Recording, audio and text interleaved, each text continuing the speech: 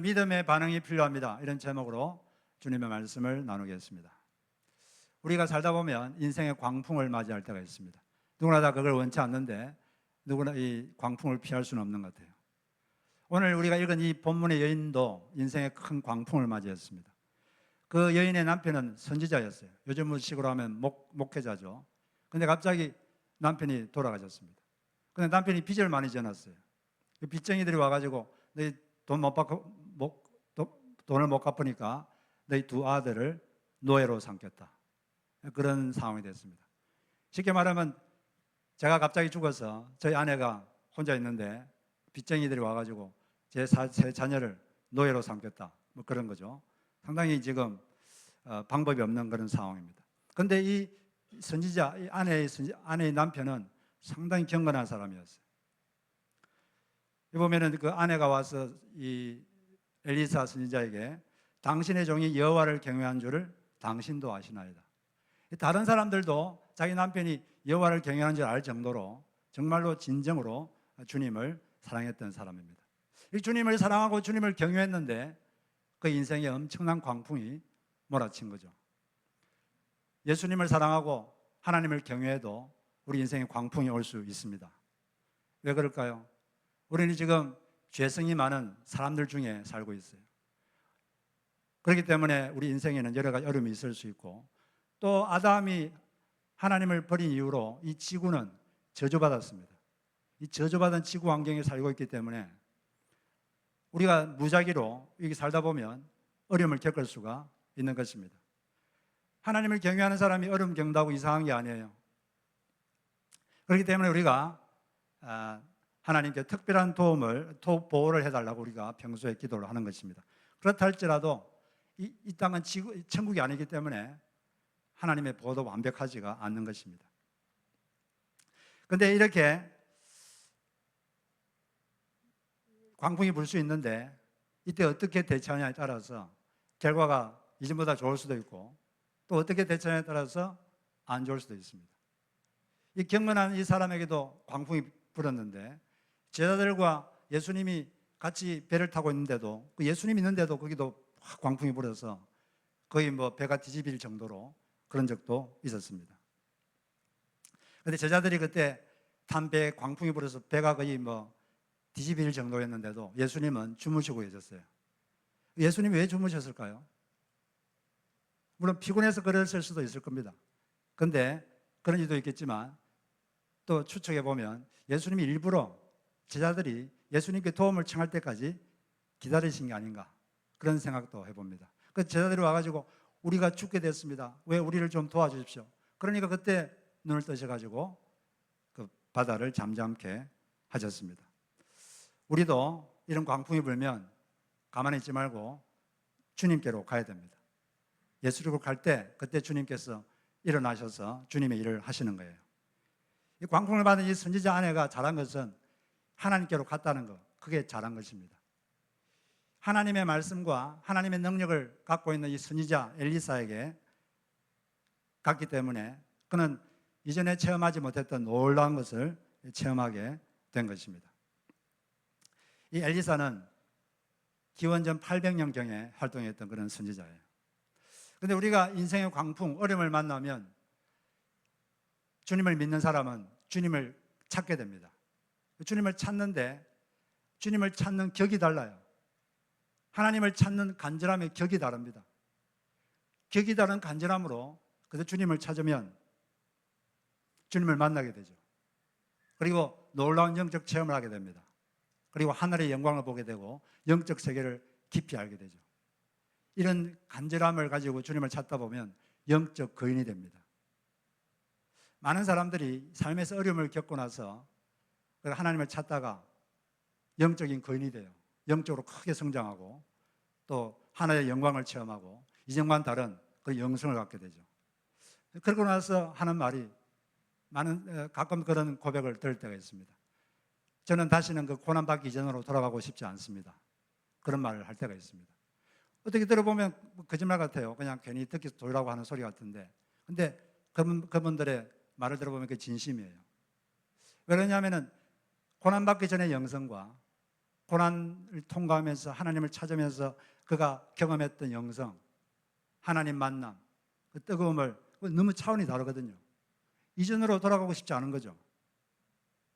그래서 마치 유치원생 때는 엄마가 오빠한테 눈깔 사탕 하나 더 주면 너무 분합니다.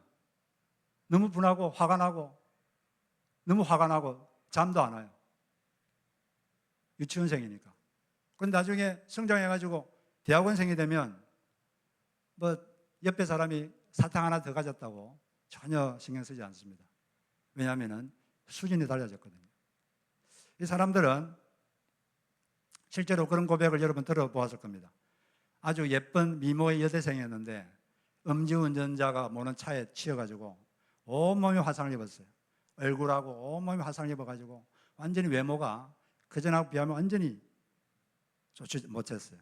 그런데 이 여인은, 이지선 자매는 치료하는 과정에서 하나님을 뜨겁게 만납니다. 그때 그는 영적 건이 되죠. 이전에 몰랐던 영성을 갖게 됩니다. 하늘의 영광을 체험하고 또 영혼의 세계를 보게 되고, 나중에 이분이 이렇게 말해요. 고백합니다. 진심으로 저는 교통사고 이전으로 돌아가고 싶지 않습니다. 지금이 행복합니다. 왜냐하면 이쁜 미모 여대생이었을 때 그 영성과 지금 그런 고난을 겪으면서 하나님을 만나면서 갖게 된 영성, 너무 차이가 나거든요. 그리고 이 지금 갖고 된 영성은 그런 고난이 없으면 자기가 결코 가질 수 없다는 걸 알기 때문에 그런 고백을 하는 것입니다. 그래서 우리가 인생의 광풍을 만나서 주님을 격이 다른 간절함으로 찾으면 문제가 없어야 되든지 아니면 영적 거인이 되든지 이 둘 중에 하나는 반드시 됩니다. 물론 둘 다 될 수도 있죠.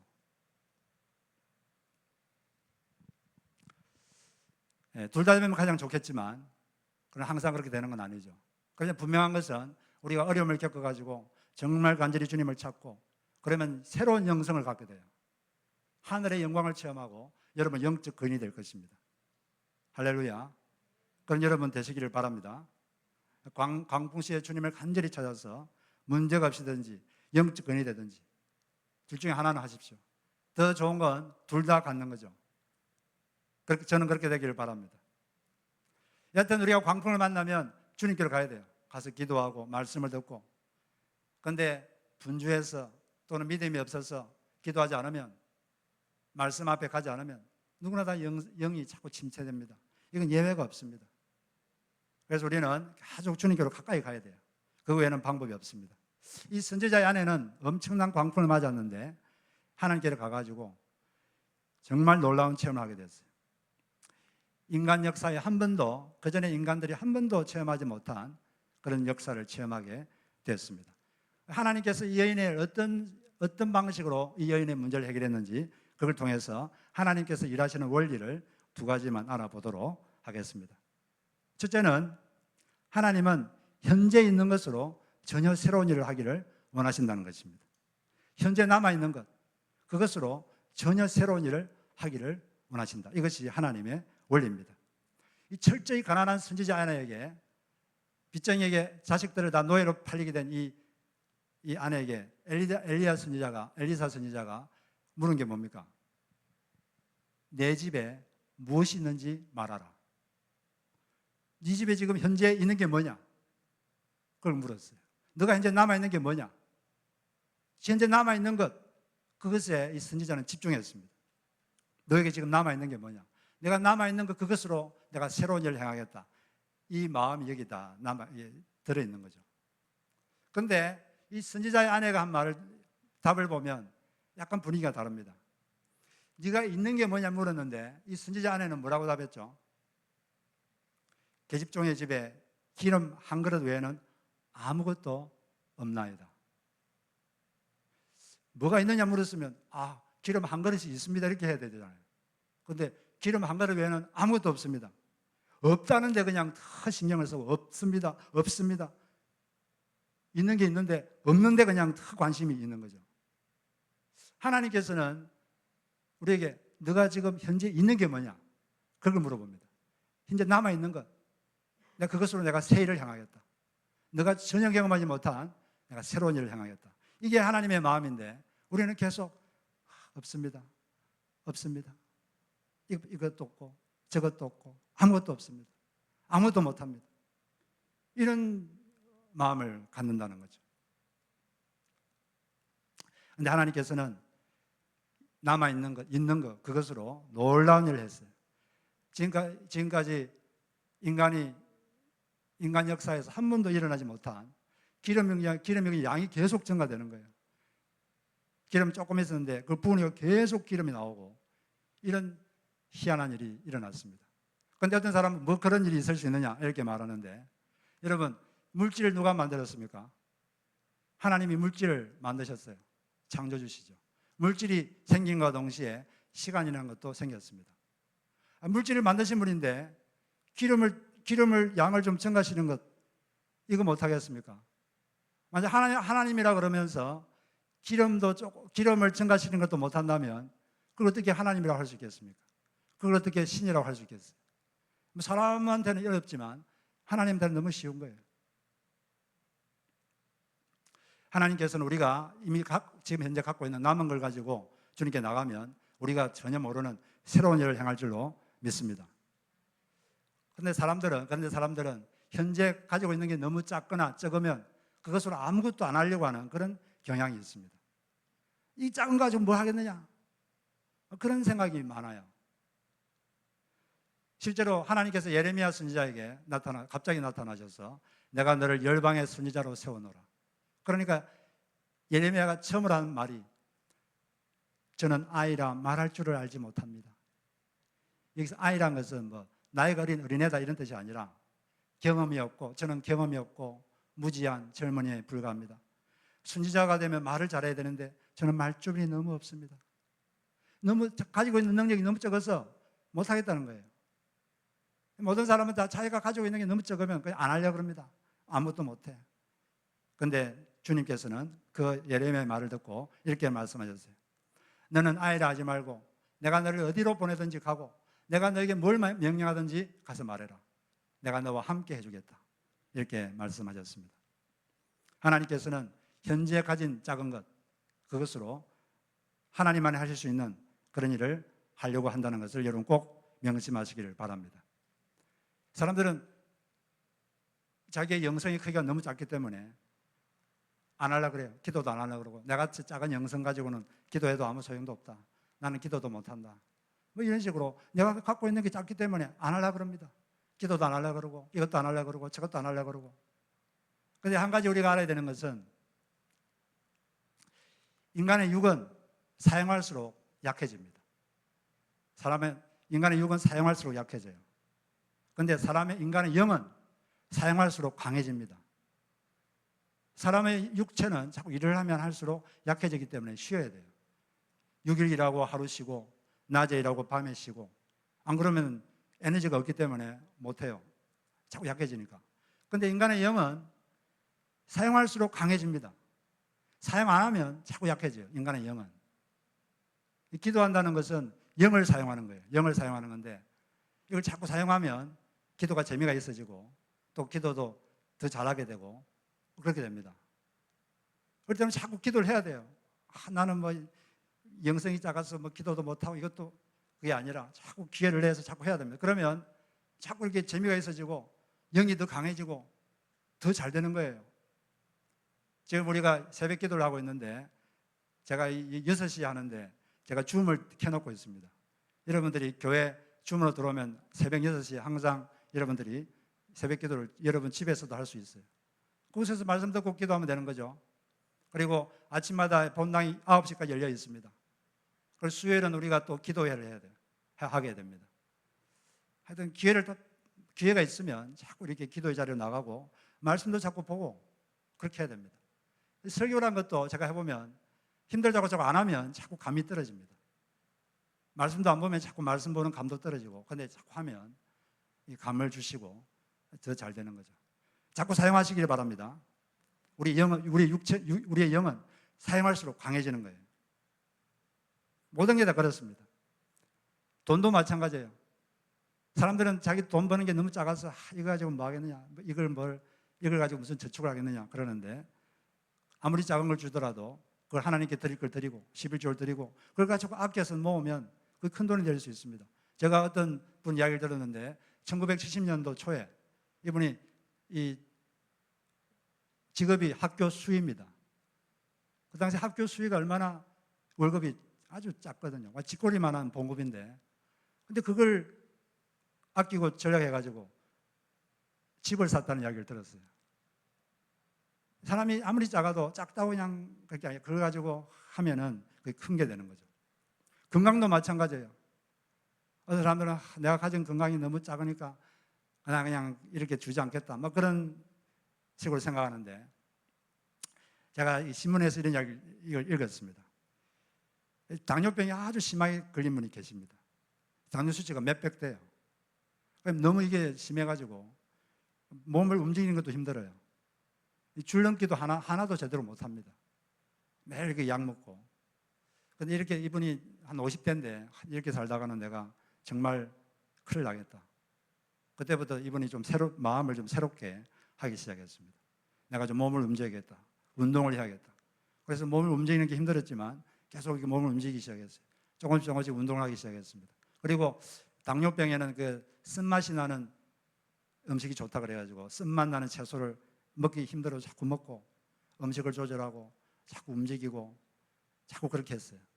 그렇게 한참을 그렇게 했는데 지금 어떻게 됐을까요? 제대로 안 됐으면 제가 이런 말 안 하겠죠.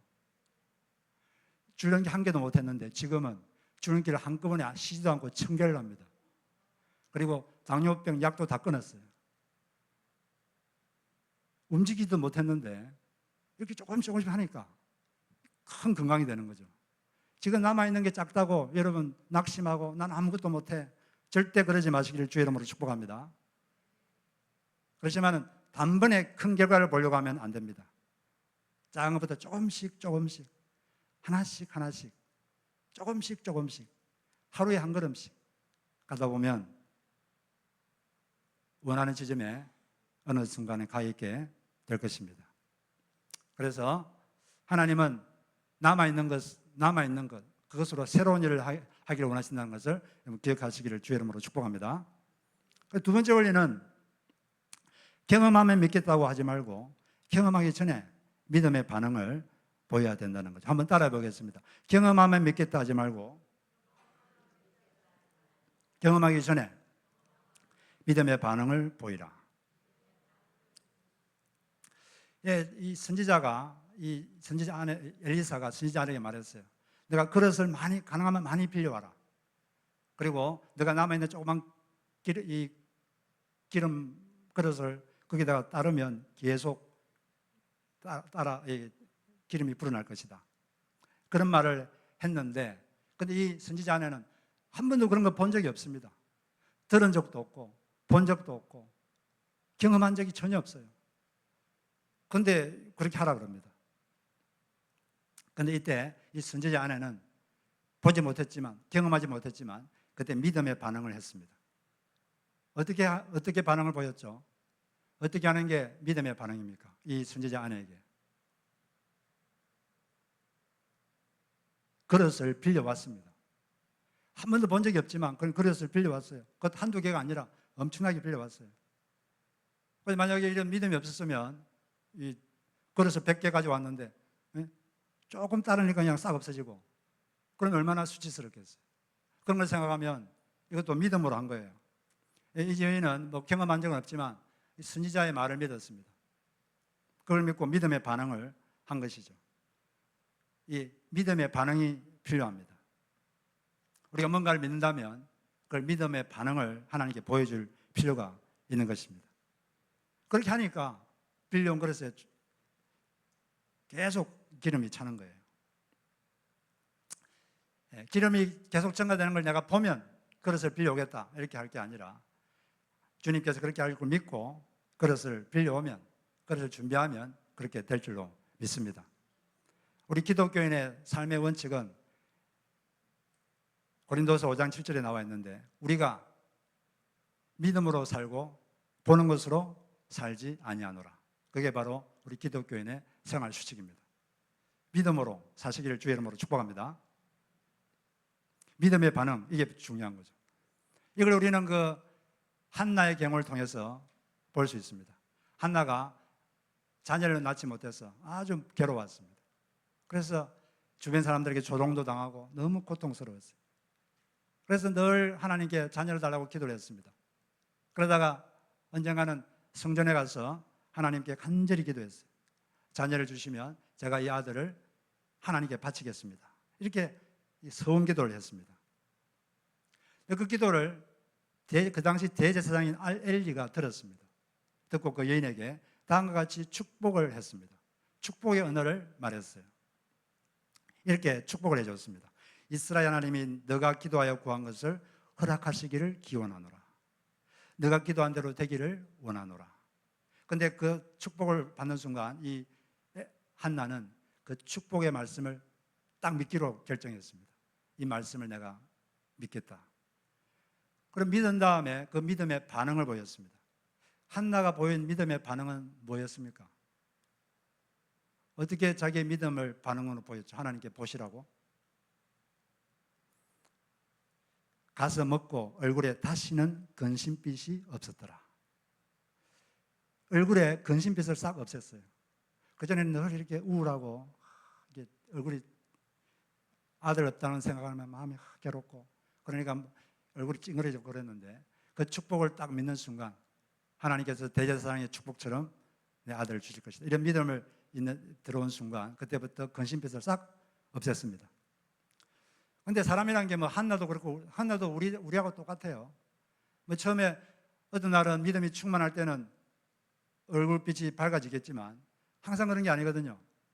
어제는 믿음이 좋아서 근심빛이 없었는데 수심이 없었는데 다음날 일어나 보니까 또 마음에 근심이 되고 내가 몇 년 동안 임신을 못했는데 임신을 하겠는가 이런 생각이 들지 않겠습니까? 그럴 때는 의지적으로 하는 거죠. 아니다. 대제사장이 축복의 말을 했다. 그 말대로 될 것이다. 이렇게 믿고 다시 얼굴 다시 밝게 하고 다시 수심을 없애고 얼굴빛을 밝게 했습니다. 그렇게 하다 보니까 하나님께서 임신하게 하고 사무엘이라는 영적 거인을 낳게 된 것입니다. 이처럼 여러분 마음속에 어떤 믿음이 있다면 믿음의 반응을 하나님께 보여주시기를 바랍니다. 그럴 때 하나님 때가 되면 역사가 일어나게 되는 것입니다.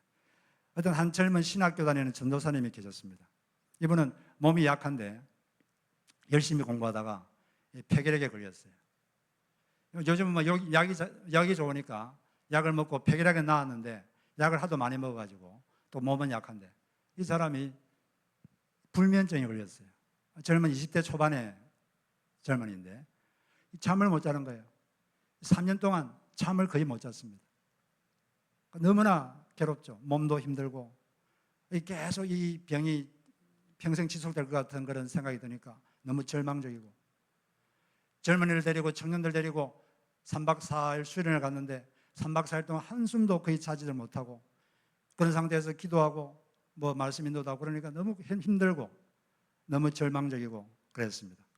그리고 몸이 그러니까 이전처럼 기도도 못하고 이전처럼 전도도 못하고 그러는 자기가 너무 또 화가 나고 화도 나고 낙심도 되고 뭐 그런 상태였습니다.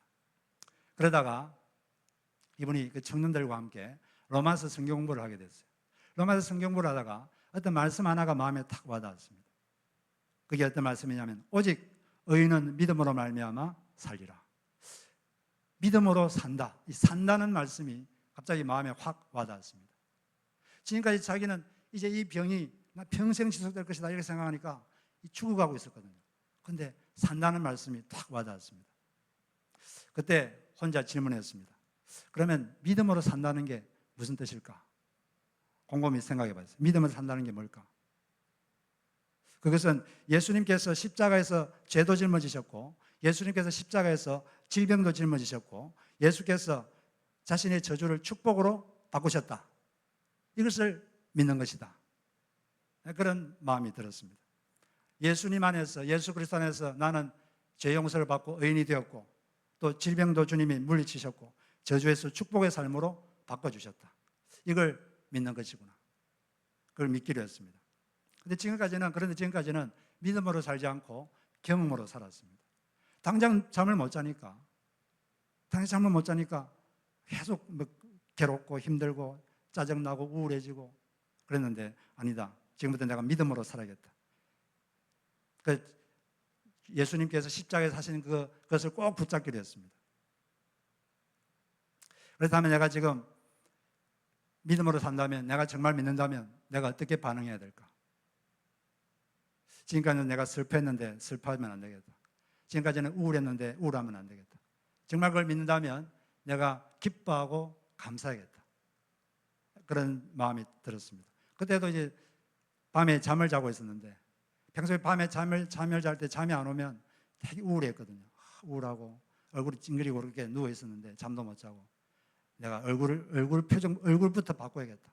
그래서 그때부터 그는 미소를 짓기 시작했습니다. 나는 건강하다.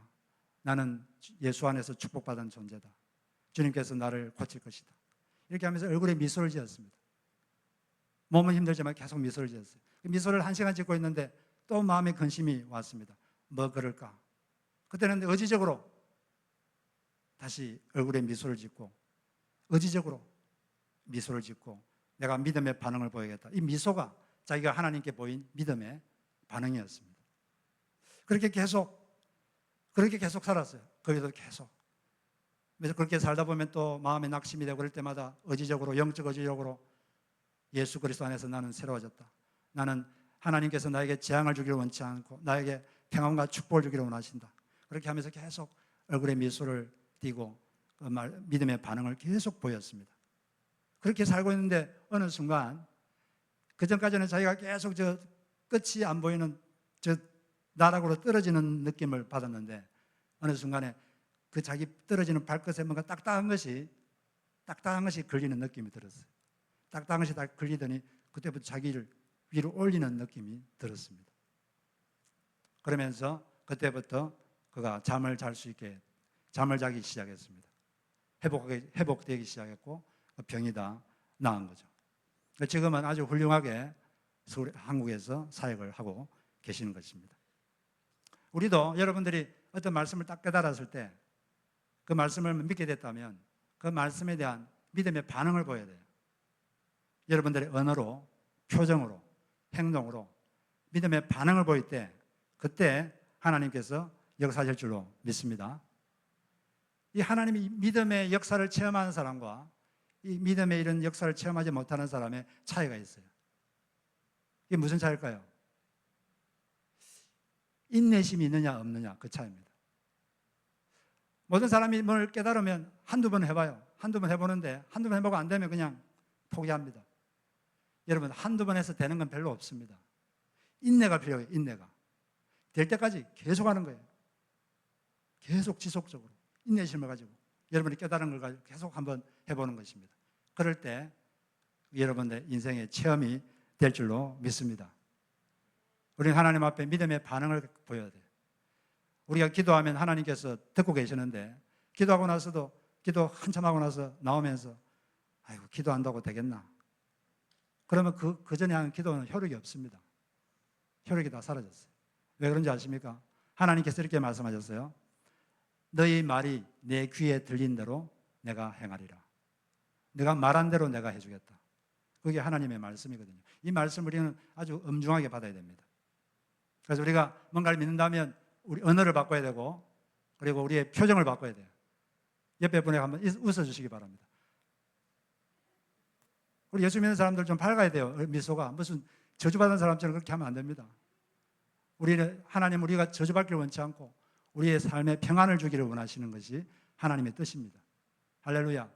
그걸 믿고 믿음의 반응을 계속 보일 때 하나님께 여러분의 인생에 전에 체험하지 못한 놀라운 일을 주실 줄로 믿습니다. 우리는 오늘 이 말씀처럼 하나님은 남아있는 것, 그것으로 새로운 일, 전혀 새로운 일, 그걸 하기를 원하십니다. 나도 이것도 없다 저것도 없다 그게 아니라 지금 아직 남아있는 것, 아직 있는 것, 그게 뭔가를 보시고 그것으로 주님과 함께 믿음의 행진을 하시기를 주의 이름으로 축복합니다. 주님께서 말씀하셨어요. 내가 너희와 함께 싸우리라. 우리 혼자 하는 게 아닙니다. 주님께서 우리와 함께 싸우고 계십니다. 그 하나님의 역사가 여러분 속에 충만하기를 주의 이름으로 축복합니다. 우리 같이 찬송가를 하나 부르겠습니다. 오직 믿음으로, 믿음으로 내가 살리라. 이런 고백의 찬양인데, 가사를 잘 생각하면서 하나님, 제가 믿음으로 살겠습니다. 제가 믿음으로 살겠습니다. 보는 것으로, 경험으로. 지금까지 경험하지 못했다면 앞으로 경험할 거예요. 경험으로 살지 않고 내가 믿음으로 살겠습니다. 그런 고백을 주님 앞에 올려드리도록 하겠습니다.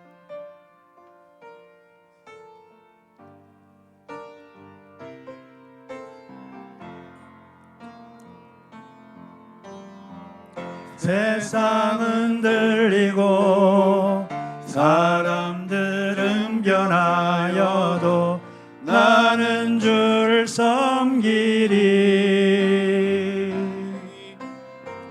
주님의 사랑은 영원히 변하지 않네. 나는 주를 신뢰해. 오직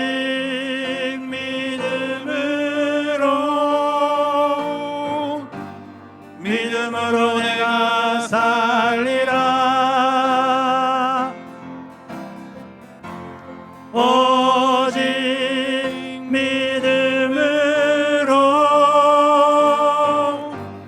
믿음으로 내가 살리라. 믿음은 들리고 사람들 주를 떠나도 나는 주를 섬기리. 주님의 나라는 영원히 쇠하지 않네. 나는 주를 신뢰해. 오직 믿음으로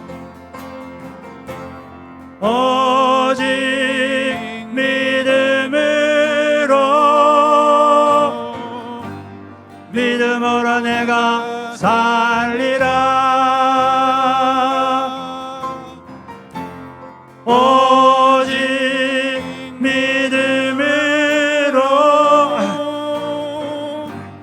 믿음으로 내가 살리라. 오직 의인은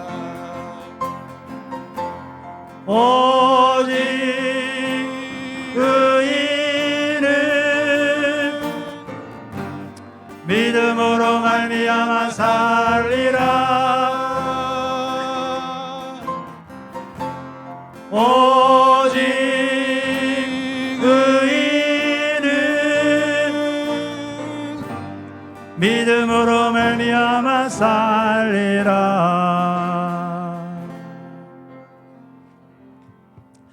우리 기도하겠습니다.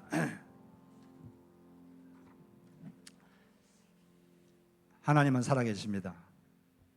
하나님께 나오는 사람은 이걸 믿어야 돼요. 하나님은 살아계신다. 그리고 하나님은 자기를 찾는 사람에게 상을 주신다. 우리 그걸 믿기 때문에 이렇게 나왔습니다. 우리 시간 주님께서 약속하신 것처럼 하나님은 우리가 현재 남아있는 것, 그게 비록 작더라도 우리 눈에 보잘것없어 보여도 하나님은 이전에 인간 역사에서 한 번도 체험하지 못한 새로운 일을 행하시는 분이십니다. 그러므로 하나님, 내게 현재 있는 것, 그것을 규정 여기고 그것을 하나님과 함께 새로운 것을 체험하는 도구로 삼는 우리가 되게 주시옵소서. 새로운 것, 이 남아있는 것, 현재 있는 것으로 새 일을 경험하는 우리가 될 수 있도록 해달라고 기도하시고, 그리고 믿음으로 경험이나 자기 생각이나 그게 아니라 믿음으로 반응하고, 믿음으로 말하고, 믿음으로 생각하고, 믿음으로 느끼고, 믿음의 반응을 보이는 그런 우리가 되어서 놀라운 믿음의 역사를 체험하게 하여 주시옵소서. 우리 각 개인이 그런 믿음의 역사를 체험하게 하시고, 우리 원더풀 교회가 그 믿음의 기적을 체험하는 우리가 될 수 있도록 하여 주시옵소서. 우리 주님 이름 한번 부르고 간절하게 기도하겠습니다.